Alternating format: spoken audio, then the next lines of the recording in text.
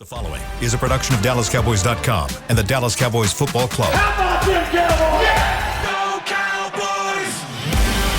This is Girls Talk, Boys Talk, presented by Jigsaw Dating, preferred dating partner of the Dallas Cowboys, and broadcasting live from Dallas Cowboys World Headquarters at the Star.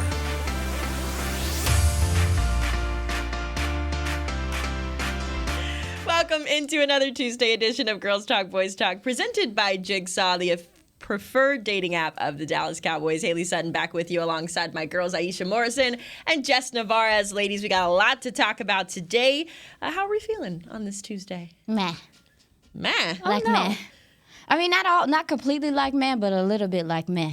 I wasn't expecting that energy. Yeah. Well, because it's cold and all, and outside, and people can't drive. I couldn't find parking today. Me neither. I was so mad because of the whole lot closed. Yeah, girl. We didn't expect that. Aisha calls me and she's like, girl, there's no parking. Where are we going? I was like, I have no idea. Look. Barely learned how to get here without a GPS. Like, you're asking the wrong girl. So meh. But it's all right. No. It's going to turn into a better meh.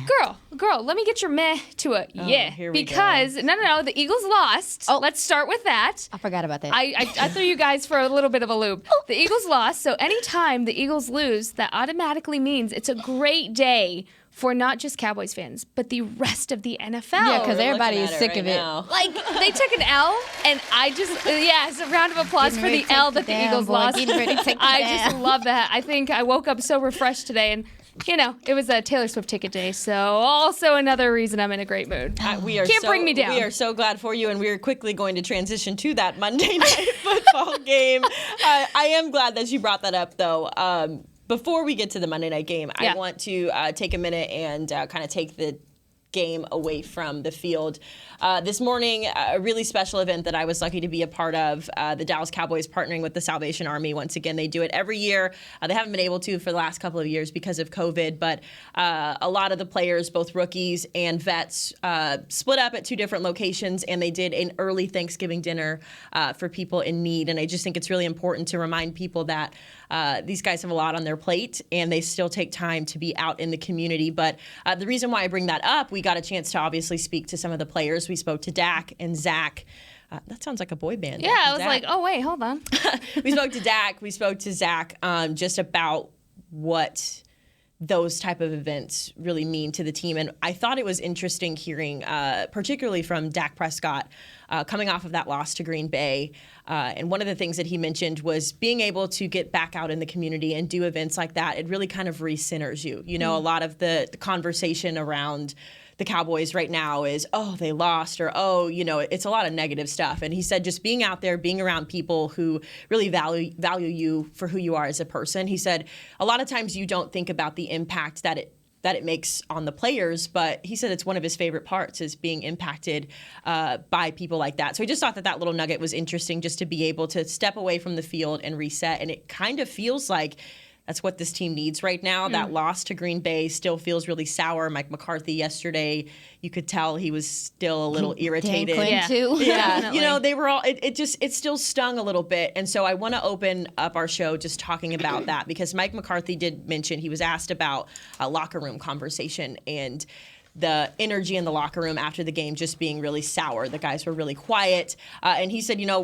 what were we supposed to be talking about? But Yeah, I just, something that he said in that, he said, conflict is important. And so I kind of just want to start there. Jess, I want to go to you first, because I know we talked about it a little bit, but I guess how important is it to have those type of conversations in the locker room and to be able to push through the games like Green Bay that really sting? Yeah, I think having the conversations is obviously a big part of being accountable and holding not just yourself accountable, but your teammates. And I think the Cowboys culture in the locker room allows for that kind of room, that kind of environment to say, hey, I didn't do my job.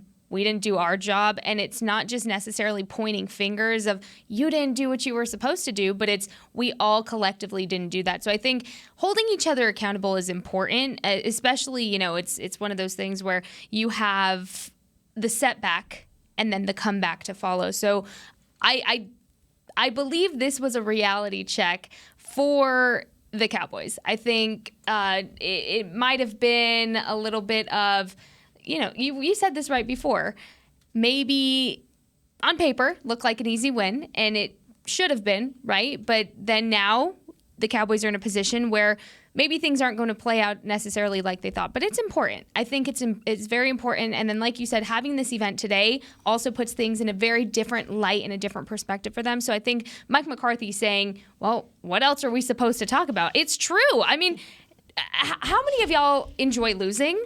Really, how many of y'all enjoy losing? Nobody. But I believe when it comes to losing, you have to have those kind of conversations if you want to get better. And you have to hold each other accountable and not take it personal. At the end of the day, it's a business, and they didn't do their job. And of course, if anybody doesn't do their job, you have those conversations. So I think it's important. Oh, yeah. So I was locked in. I was like, yeah. But it's that time of year, ladies. It's that time of year in the NFL where, you start saying, like, if either you're going to get on a roll right now or you're going to sink. And this is, I think with the Cowboys, you're starting to see the lack of consistency on both sides of the ball. Other teams see that, and they think they can battle against that. And so these guys are going to have to counter. I said yesterday they're going to have to look each other look themselves in the mirror, but then also look at the gentleman next to them and say, like, I'm playing for you. Like, they have to play with more of a togetherness again. And because in this game in particular, it's like if one thing happens, one bad thing happens, it begets another thing. And this is the complementary football was not there this game, and I think that they are acknowledging that. Now you got to move forward and throw your counterpunch, because the rest of the NFL has seen on film multiple times where your weaknesses are. Hey, can you turn it around? And is this locker room strong enough to turn it around? As we've been talking about, the culture and all of the stuff that they've built, this is when you put up or you shut up, and let's do it. I agree, and I love that you mentioned, I literally have written down on my paper, this is that time of the year. So I love that you said that, because it's true. This is that point where the injuries kind of start to rack up. I think the Cowboys have been really fortunate to avoid major injuries so far this season, but guys are nicked up. Crazy enough, you did deal with major injuries, but it's like you've overcome those. Sorry to interrupt you, but you have overcome those, and now you're in a point of the season where it's like, okay, you're pretty healthy. You should be able to put it together. So they're going to have to come together, have those conversations, and see if they can move forward. Yeah. You took the words literally right out of my mouth. Bad. No, I love that. But what I wanted to mention, too, to your point, Jess, one of the main guys in the locker room who was speaking up on that word accountability was Micah Parsons. And I just think, I know we speak a lot about how impressive of a gentleman he is, not just as a player, but as a person. But to have a guy who is in his second year of his NFL career stepping up and point blank saying, we have to fix this or else. Yeah. I think, to me, that is the ultimate ultimatum, because, this morning we're listening to the fans as Dak and all the guys are passing out food. And what are they saying? Oh, we'll see you at the Super Bowl. We can't wait for you to be at the Super Bowl. To get to that Super Bowl, you got to have accountability. So my question to you ladies is, how impressive is it to have a guy like Micah Parsons who is leading the charge in your locker room saying, hey, we got to get it together. Like, not just me, not just you, but all of us. We got to get it together if we're going to get to that Super Bowl. I'm not really surprised when it comes to Micah, because Micah is naturally the lion, and the lion takes charge. The lion is leading the pack here. I'm not surprised, and I think what I really appreciate about Micah Parsons is, yes, he is a second-year veteran, so most of the time, within any culture, within any team, it takes a little bit of time to settle in, to grow that leadership. But what he does on the field is just so impressive. It speaks for itself. His work ethic speaks for himself, that he doesn't have to necessarily speak up and say these things. So I believe when he does, it's kind of commanding the attention of the room, because Micah Parsons, for the most part, is a pretty quiet, pretty laid-back guy with little to say. It's impactful when he does say something, but when you have him saying something like that, it's now or never, sink or swim. Period is what he said. He period. said, we got to fix it. Period. That tells you the severity of the issue and the immediacy that this team needs to put on capitalizing on, scoring drives or run defense or penalties, things we've echoed for the last 10 weeks. We are halfway through the season, and it's the same issues of the Cowboys defeating themselves. I think it's so frustrating, I'm sure, for us to watch, but 10 times more, if not a million times more frustrating for the guys in the locker room that know that they are better than the performance that they put on in Green Bay. So listening to Micah, I think maybe my perspective different. I think he was speaking about himself as well, like the accountability and things like that. Because when you look at even him on tape, you can definitely tell he's dealing with some things. He's trying to play through some things, and I don't know if this defense has had a guy just in a while just say. I mean, Tank will say it also, but I don't know if we've had a guy come in here and just say like, this is what needs to be done. This is the problem, and bring it to the forefront like that. But I think that the self-scout for each individual player is important right now.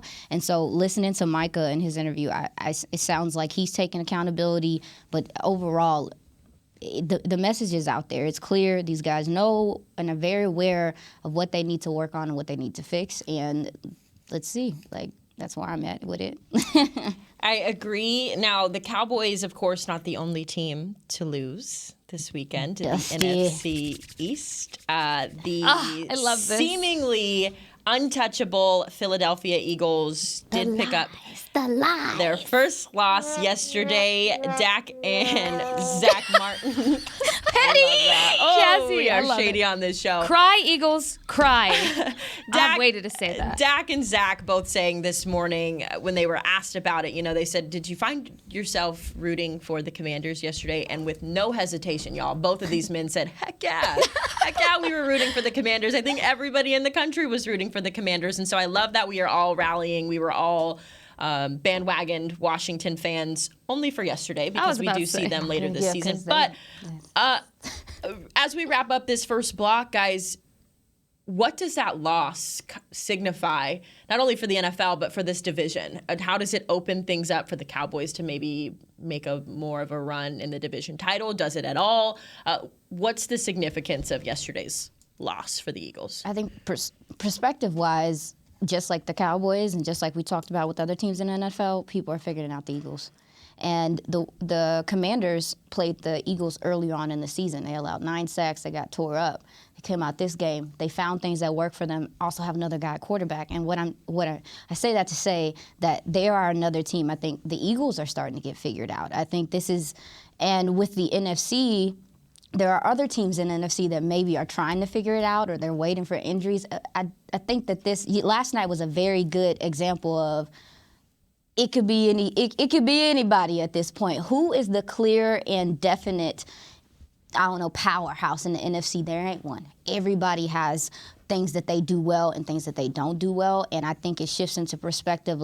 Even though we as Cowboys, folks, humans are, beating up on the team right now, you look around and you say, everyone's trying to figure out something. So I guess it kind of, again, like you were talking about, centers you and lets you know, okay, well, there are things to work on, there are things to get better for everyone, but also this next two games for the Cowboys, I think, are going to be very important because the Vikings and then also playing the Giants again, those 2 NFC games could shift the tide for you in standings and stuff. So things kind of broke a little bit in the NFC yesterday with the loss of the Eagles and people seeing that they are beatable and have been for weeks. Oh, she's been saying this. Aisha's been preaching but I this. won't say too much.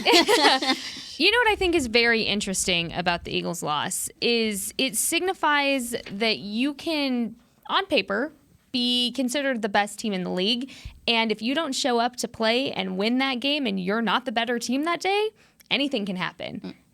I don't think anybody expected Washington to be the one to... I will say my dad did, and my dad has been adamant about saying that my dad said he picked the Commanders to Thank win. you. So can you please tell your dad to pick the Cowboys for the rest of the season? Go buy a lottery ticket, do anything he needs to do today. That, y'all. But I think, going back to my point, it proves that you can have all of this talent and all of this hype surrounding any team. First really. time. And First time. you know what? Let them enjoy it. It was short-lived, but welcome. You still don't get a guarantee at the end of the season. Mm-hmm. There's still a lot of football left to be played. This is the halfway point of the season, yes, ma'am, to where things can quickly turn tide, and nothing is guaranteed for the Eagles. Nothing is guaranteed for any team that doesn't play their best football every single time they play. If they don't play complementary football, if they start letting their weaknesses be exposed,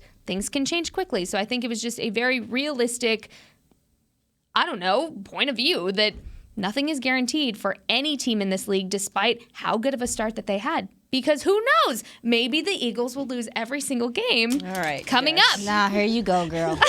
But Dallas Goedert, I can dream, y'all. I think everyone would appreciate that. Dallas Goedert went down in that game. It seems like he has a shoulder injury. He is their safety blanket, such a big part of what they do offensively. So keep an eye on that. But they also, the Eagles lost Jordan Davis a couple of weeks ago, and that has really shown in their run defense. So just like the Cowboys, y'all got some things y'all got to clean up. So it's really up in the air, and I think it's just very healthy for the NFC East to be competitive again. Like the NFC Beast is more like it. See, I think that's pushing it, but it's not. It is absolutely not pushing it, because in what multiverse of madness would we be talking that the Eagles were undefeated up until this point? I mean, come on. And that the Commanders broke that streak, and it's just so much madness going on.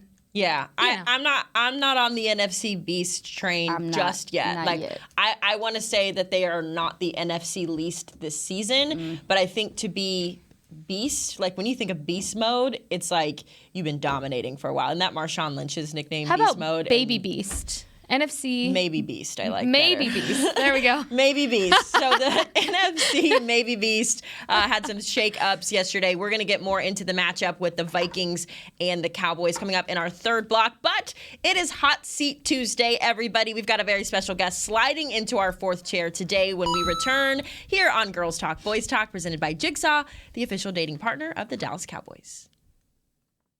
At Jigsaw Dating, we obviously want the Cowboys to bring that sixth ring home. But to be honest, we're more focused on finding the person who will put a ring on your finger. That's why we created a dating app that reveals your face through meaningful conversation, so you can date deeper. Because it's personality that matters the most, not looks. Join Jigsaw Dating today, dating partner of the Dallas Cowboys.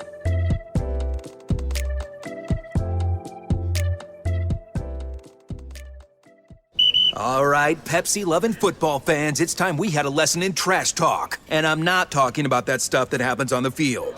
What I'm talking about is trash, and it's the only thing that belongs in your garbage can. Now, recycling might not be as thrilling as converting a 4th and long, but next time you're thinking about throwing that Pepsi Zero Sugar bottle away, just cap it back up and pretend you're down by 6 with the recycling bin wide open. Know the difference? Make a difference. Be a team player and recycle. Visit PepsiTrashTalk.com to learn more. I'm Dak Prescott, quarterback of the Dallas Cowboys. And they snap it to Prescott, who looks right. It's not there. He escapes left. He'll run for a first down. Just like football, when it comes to crypto, it's important to have a team you can trust. With blockchain.com, I know I'm in good hands. Since 2011, they've been trusted by millions around the world to buy, sell, and trade cryptocurrency. Prescott's going to run this himself. Run it up the middle, and he scores. Whether you're new to crypto or an active trader, they've got you covered. What are you waiting for? Get started at blockchain.com.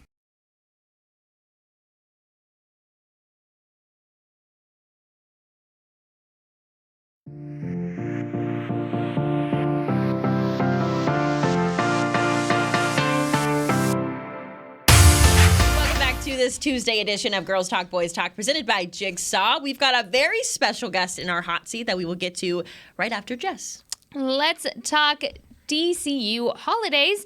Give the gift of the Cowboys this season with a Dallas Cowboys United membership. Gift your superfan an annual fan club membership and a fan pack as little as $20.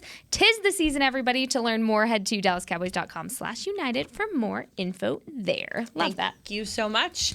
This is quickly becoming my favorite day of the week because we get to know so many boss babes in this building, and we have another spectacular boss babe with us today. We've got Stacy Bowers, the Director of Operations, Vice President of Hospitality, and y'all, she's the CEO of the Cowboys Club. So when we talk about boss babes, Stacy, you are setting the tone for running us. things. Woo! Thank you. I appreciate that very much. It's quite the introduction. Hopefully I'll be able to keep the hype. I just want to start with getting to know you a little bit. I was reading your bio. I think that Audrey sent us, and you've done a lot of incredible things to get to this point. Give us the spark notes of what you've done and just your incredible journey to get to the Cowboys. Yeah, so I guess my journey started in hospitality about 30 years ago. I typically don't like to say that number out loud, but for, just for years' sake and experience, it's totally fine. I started when I was 2, so that's good. But, 30 years ago, I went to school at Texas Tech and fell in love with finance. And then shortly after my freshman year, I fell in love with hospitality. Got a side job as a hostess at a restaurant called Crawdaddy's. Can't imagine that was my path. But one day the cocktail waitress didn't show, then the bartender didn't show, and then all of a sudden the assistant manager didn't show. And I stepped in. I said, put me in, coach. And then through the rest of my career in college, I continued to study finance. I wanted to be an investment banker. Wow. And live in New York, work on Wall Street, all of the above, and I didn't do anything with that.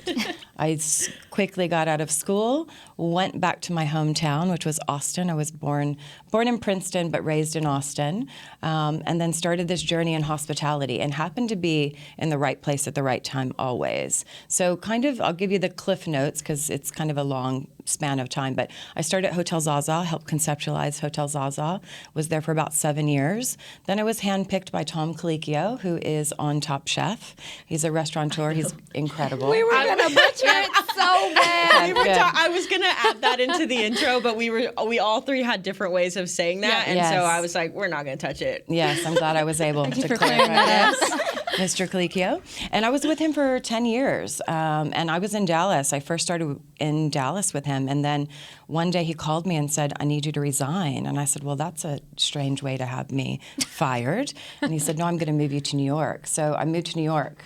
And then that just started my wheels spinning of being something bigger than I thought I could be in Texas.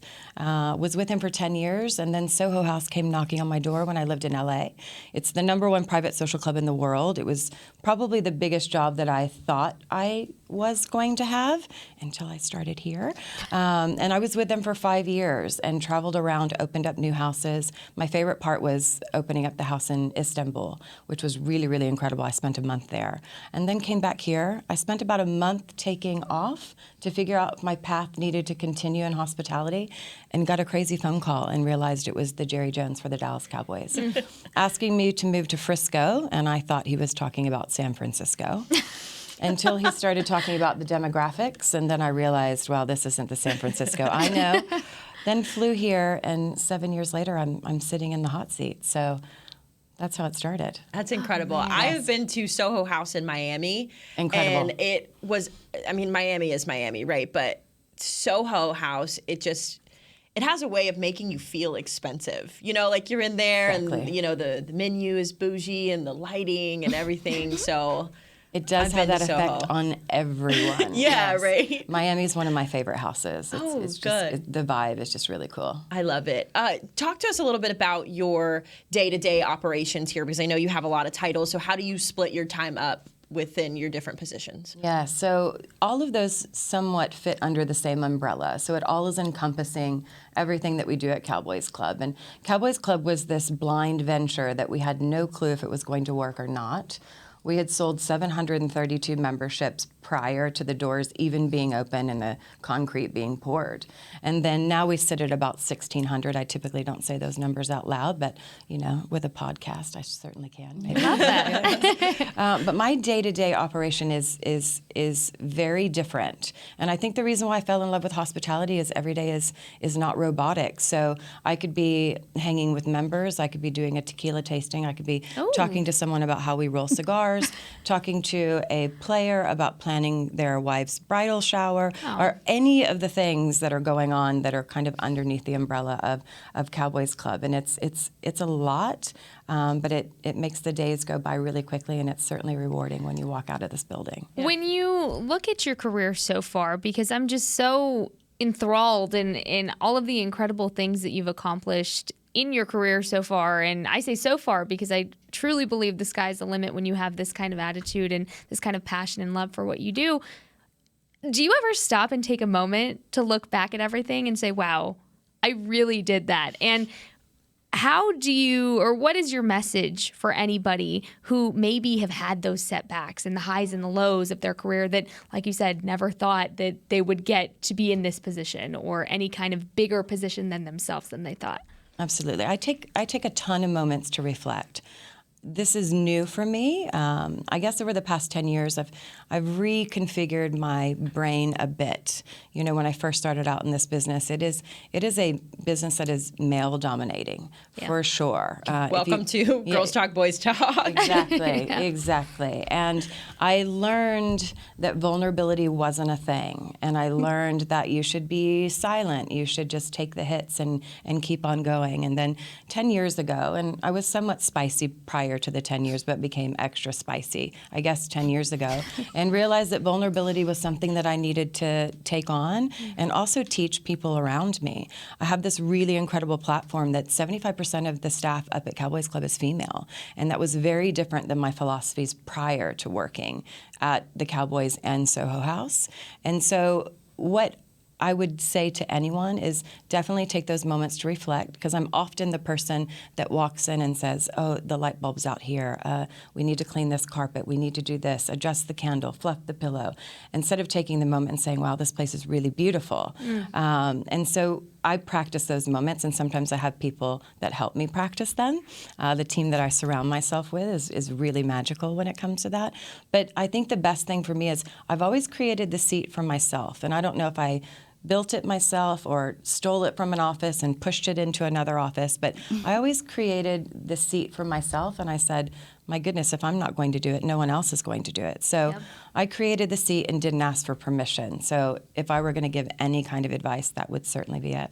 Oh, I love that. I love that. I do too. I'm over like, here like applause writing it that. all down. So good. That's a bar. Gave me chills over here. And I didn't ask for permission. Fix me. That's a whole bar. Yes. Oh my goodness. So I heard you talk about, working under the chef. Say it again. Tom Colicchio. Colicchio. Colicchio, Tom Colicchio. What was that like working on? There you go. I was waiting for it. Like, what was that like? It was intense. I was living in Texas. Didn't travel much when I was living here in Dallas, way back when. And when he moved me to, whenever I first got the interview, they actually interviewed me in New York, and I had lost my keys in the cab. I left my bag in the cab. So it was a true New York experience. And I remember walking into the kitchen, and typically every kitchen in New York is in the basement. And they were calling it Satan's Den, not because of Tom Colicchio, because of another chef that was working there, who is now one of my most favorite people in the entire world. That's normally how it goes. Yeah, that's how it goes. But I had envisioned, plates flying, and that world was very much accurate. And I fell in love with it. And then I said, I want to partner with the people the man who people are essentially afraid of, and soften him up a bit. And so that created a really cool experience for both of us, and it lasted for 10 years, and all of the chefs that I worked with I still talk to this day. So it's been a really incredible relationship, but it was intimidating. I remember my first day at a pre-shift in New York, and they were talking about spotted prawns and Chenin Blanc, and I was this 20-something-year-old girl from Texas, and I said, I hope no one calls on me because I have no clue what they're talking about. So honest. And that day I went home and I bought a Food Lover's Companion. I bought a book about wine, and I just dove in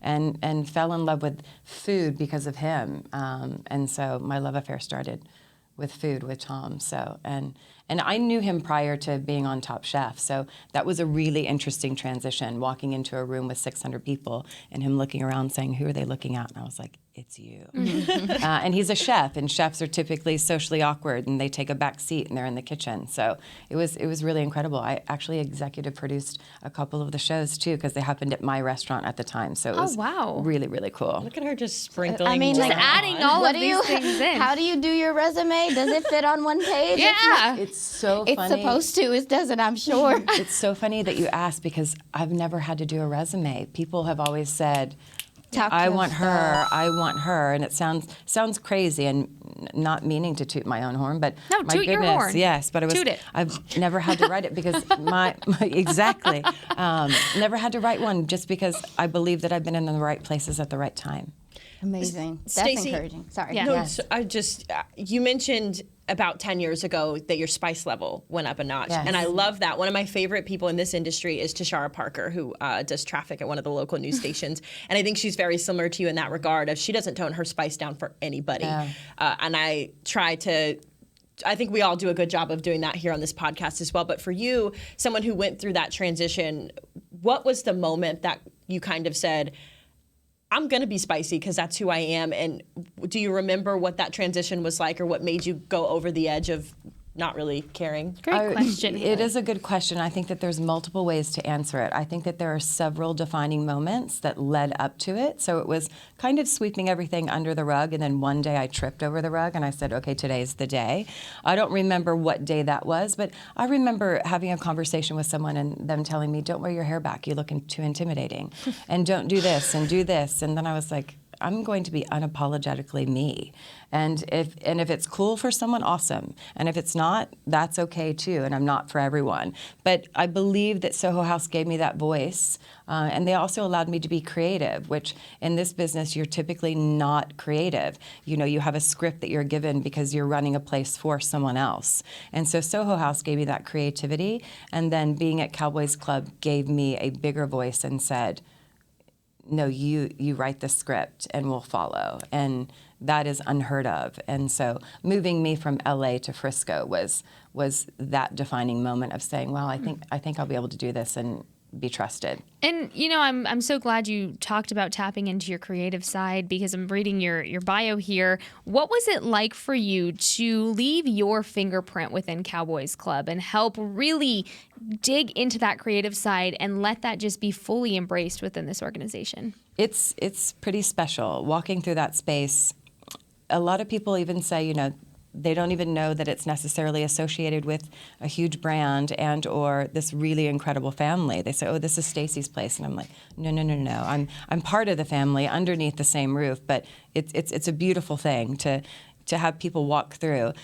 All of our members are so passionate about the Cowboys Club, and they tell the story. And they tell the story the first day that they heard from me and the first day that they were introduced to the Cowboys Club. So my DNA is certainly riddled through most everything, and how the place smells and what music is playing and how you feel and how you walk through the space. So it was pretty impactful to look around and go, wow, this is my home, because I spend more time there than I do at my actual home. So it's lovely. I'm just blown away with you, Stacy, and I think it's so important. Every week we have, I think, a guest come on our show, and the reoccurring theme, and I love it because it's kind of the theme of our show, is what you just said, is women being unapologetically themselves, you know, using the platform and the space you're in, whether it's social media, whether it's hospitality, whether it's merchandising, to really put your stamp and put your own sort of spin on who you are as women. And I think a lot of times, I love the collective eye roll that we did when you mentioned that someone told you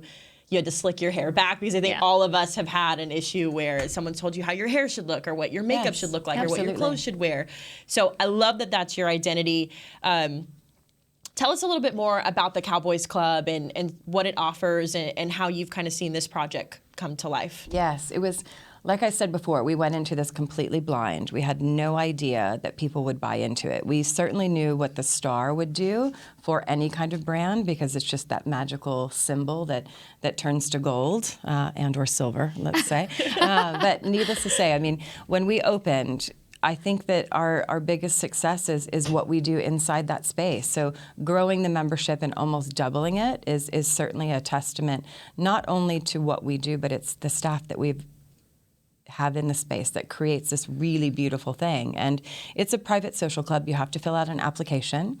What we're doing now is we're only inducting those who are referrals from current members. And we go through the application process, see what they bring to the Cowboys Club. And, you know, the experience is for any member and or their guest to feel as if they have a little part of the Dallas Cowboys history. And, you know, we look out into all three fields. So we have the 2 outdoor fields that members can come and watch practice on Tuesdays, Wednesdays, and Thursdays, and then also indoors. And we also do high school football, concerts, all sorts of different things. And our social calendar is riddled with about 20 events a month, which is pretty incredible, and that's what keeps people coming back. When we first opened, the utilization of the members was once or twice a week, and now it's 3 or 5 times a week. So people love it, and it's their home away from home. Last question for me. What are you most proud of in what you've accomplished up to this point? I think, in all honesty, I'm most proud of what I'm doing currently and the platform that I'm giving many people that haven't necessarily had a voice. Hospitality is riddled with misfits, and I take that word from Anthony Bourdain. It's a bunch of people who are coming together to feel a part of a family, and we certainly do that at Cowboys Club. We've created this really incredible culture that brings people together and gives most of our employees a sense of place. And that, for me, I fall asleep and put my head on the pillow and feel really good about that.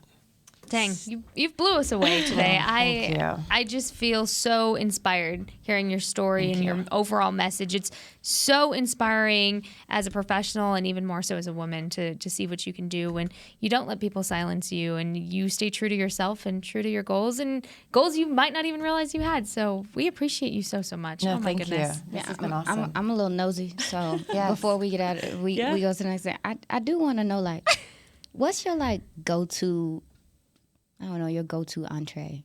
Ooh. Like if you had to cook something like right now. Ooh, love that question. What is it? That's a good question, and I'll answer it as honestly as I can. I surround myself with chefs for a reason. Love that. And cooking for yourself is no fun. It is therapeutic for me when I do it, but it's like a planning process. But for me, if I were going to go out and do anything, sushi's always my go-to. Oh, Okay. delish. Yes. Sushi's always my go-to. Simple. So good. Clean. Yes, that's it. Sushi. Stacy Bowers is not for everybody, but she is for us here on Girls Talk, Boys Talk. Stacy, this has been incredible. I wish we could talk to you for another 3 hours. But thank you so much for joining us here on the show. You killed it in the hot seat. We are going to take our third and final break here on Girls Talk, Boys Talk. When we come back, we're going to get into the Vikings-Cowboys matchup coming up on Sunday. We'll see you after the break. At Jigsaw Dating, we obviously want the Cowboys to bring that sixth ring home. But to be honest, we're more focused on finding the person who will put a ring on your finger. That's why we created a dating app that reveals your face through meaningful conversation, so you can date deeper. Because it's personality that matters the most, not looks. Join Jigsaw Dating today, dating partner of the Dallas Cowboys.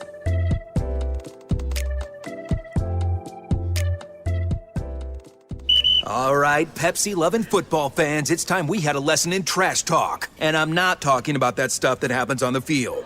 What I'm talking about is trash, and it's the only thing that belongs in your garbage can. No, recycling might not be as thrilling as converting a 4th and long, but next time you're thinking about throwing that Pepsi Zero Sugar bottle away, just cap it back up and pretend you're down by 6 with the recycling bin wide open. Know the difference, make a difference. Be a team player and recycle. Visit PepsiTrashTalk.com to learn more. With Smoothie King's original Angel Food and new Angel Food Slim without added sugar, you no longer have to choose between treating yourself and hitting your goals this summer. You don't have to choose between great taste and feeling great. Because at Smoothie King, every blend is made with whole fruits and no syrups, so you can satisfy your cravings without compromise. The only choice you will need to make is which one is best for you. Try our classic Angel Food or the new Angel Food Slim, blended without added sugar. Smoothie King, rule the day.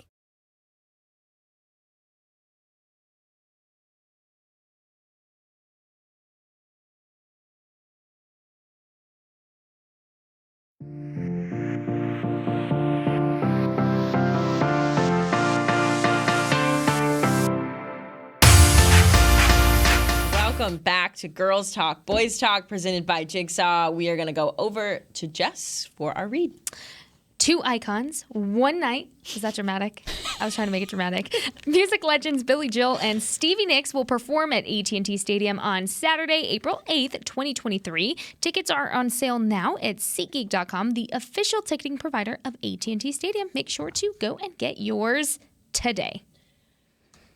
Love that. I'm sorry. I'm still so shook from our conversation with Stacy. Y'all, I feel like I could run through a brick wall right now. And I know we were talking about it a little bit in the break before we get into this matchup, but I think the most important thing that she said that resonated with me and with the rest of us, and I hope resonated with any woman who listens to this podcast, is to be unapologetically yourself. I think that is such an important message that, you know, even we hear sometimes, because we get the nasty messages from people all the time. We see the comments that people say about us, and just hearing her speak. There was one point when I was like trying to think of a question because I was so lost. Enamored, yes. In what she was talking about. Gosh, That's why I asked about food, because I couldn't think of nothing else. That was really, really incredible. Shout out to our producer, Jazzy, for getting that one set up. That Thank was you, Jazzy. awesome. Give yourself a round of applause, Jazzy. You work so hard and you do so much for the show. Jazzy sets up all of these incredible guests that we get to meet every week, and we just appreciate you so, so much. So thank you, Jazzy. Round of applause for our girl, Jazz. Play it, Jazzy. Play it. Thank you. That is for you. We only have a few more minutes here on Girls Talk, Boys Talk. I want to spend the last segment of this just kind of tiptoeing into the shallow end of this matchup with the Vikings coming up on Sunday. Obviously, a big win for Minnesota on Sunday, taking down the Bills in overtime. Oh, that game. Insane. That was insane game. I can't wild. get over the Justin Jefferson just like OBJ-esque catch. Yeah, I don't even know. It insane. was similar to OBJ. I think OBJ's was maybe a little bit more athletic, only because he was like behind the head, leaning back midair. But Haley, don't remind us. We remember. Hopefully he'll be in these Cowboys colors soon, girls. So knock on wood. But I just think, the mechanics to be able to just snag that, palm it, whatever. The point of the story is that the Vikings are coming in on some momentum, and I think the challenge in that is you're facing a Cowboys team that is a little wounded. Their egos are a little hurt right now. You get back to work tomorrow. But obviously the glaring issue in Sunday's game was the run defense. They face another team that relies on the run. Dalvin Cook leads the team in touchdowns with 6. That's pretty much where they get a lot of their points, other than their kicker, who has 60 of their points this season. So just very surface level, ladies. What are the challenges up front that the Vikings pose for the Cowboys on Sunday? I mean, obviously their ability to run the ball. Dalvin Cook is a guy that can definitely get downhill on you quick. They also use a fullback in some situations too. I think it's Ham. I'm not even in the mood, but listen, they do have the ability to run the ball, and even schematically what they do running the ball is impressive. So the defense, again, it's out on tape now. People have seen it. Attacking the edges, attacking the C gaps, I guess you want to say. So the Cowboys defense are going to have to come in and just play sound. It sounds so simple. It really does. And it is simple, truly, to just play your gap, play your assignment, and flow as the defense flows. The guys are just going to have to key in on their matchups. But from that standpoint, I know that they have the ability to pass the ball. At this point, it's clear that teams have a game plan for them to try to run the ball and hopefully use the pass off of that, because Justin Jefferson really decided, hey, I'm going to take over this game. And he did last week. And he's coming off of just that high. Just like that, actually. He's coming off of that high. The matchup with him and Trayvon Diggs is going to be insane. So, we're just getting ready for next week. Insane. How did you do that? I have sound like you. Oh, no, I can do so much with my voice, guys. If all else fails, I'm going to be a voice actor. But then also, I love that. I was military. We have to be able to project. I think your range is. You know, what I think is going to be a very interesting test for this Cowboys team going forward is, are they going to defeat themselves? Because at this point, that is what it is. And it comes down to small things. That miscommunication was one of the biggest things we all saw during the Green Bay game. Is that communication error going to be fixed? Or miscommunication, I should say. Are the penalties going to be another thing? And I know y'all are so sick of hearing me talk about penalties, but truly, I believe this is a game that just showed why it's so important for those pre-snap penalties and the discipline to be locked down in and honed on a little bit more, instead of playing out of those emotions that much. You have to take it down a notch and control the emotions. I love play with the emotions, take it all out, get the win, but take it down to a level where it's not clouding judgment and it's not making those pre-snap errors happen and the pre-snap penalties that are defeating themselves. So this Cowboys team is going in there with a bruised ego, which I think is good for this team. Because let's say the Cowboys beat Green Bay. Ego a little bit bigger, head a little bit bigger, head a little bit higher. It would be a very different conversation. We would be having a very different conversation all week about that game. And really, to be honest, I think they just needed a little bit of a reality check. So you think the loss came at a good time? I do, because you look at the rest of the schedule, and I sure as heck do not want to be talking about losing to the Vikings. I think that can be a big ego boost for them. I sure as heck don't want to be talking about losing to the Giants. And I sure as heck, more than anything, I do not want to be talking about losing to the Eagles again. I don't want to talk about that. So I think now is a good time to take a step back, reflect, and hone in on the immediacy that this Cowboys team needs to finally quit beating themselves and fix the issues that have been glaring at them in the face the entire season so far. Last question, I'm going to go to Aisha for this one. We've talked about the run defense needing to be shored up. I think that's the language surrounding it. If you're a coach and you're out at practice tomorrow, what are you looking for? What are the keys to doing that? How do you fix the Cowboys' run defense? Truly, I think it starts with self-scouting, as we talked about, is like, what is your assignment on this play? Making sure that gentlemen know what their assignment is. So I think in practice, going through the plays is fine. What I'm seeing is, do you know what you're supposed to be doing right here? Do you know which gap is yours? More importantly, the effort there, like the coming downhill, the ferocity of this ferocity of this defense has declined. I mean, you over here immediacy. I know. She did say immediacy earlier. I was like, ooh, I said two words in here. But the ferocity of this defense, like the aggressiveness of this defense, is being taken advantage of. And so I know that it is difficult for them to simmer down and to figure out how to settle in and be able to use their superpower. But at this point in time, it starts at the simple things, the little things, just the tackling, no more leaky yardage, the guys falling forward. No, wrap up, finish the play. Yeah. Like, execute. Diagnose it, execute, finish. And so these gentlemen it's kind of redundant, but it's like starting from the bottom, starting from the simple things. So if I were a coach, which I'm not, but if I was, I would start at the simple things and starting to simplify what they are doing defensively as a whole, because there's so many complicated things, so many moving parts, and I think guys are just a little overwhelmed on what their assignment is. And moving forward, I think that would help this run defense a lot. I hope that was okay. That was perfect. We will see if the Cowboys take Toot your own horn. Aisha's. To your own horn. There you go. We will see how this pans out starting tomorrow at practice. The Cowboys with a little bit different schedule to adjust to the shorter week next week. So a little bit of a wonky week, but we'll be back tomorrow to talk more about this matchup. We'll get into the offense, the defense, special teams, all that good stuff. But that's coming tomorrow. That'll do it for us here on Girls Talk, Boys Talk, presented by Jigsaw. We'll see you tomorrow afternoon. This has been a production of DallasCowboys.com and the Dallas Cowboys Football Club. How about this, Cowboys? Yeah!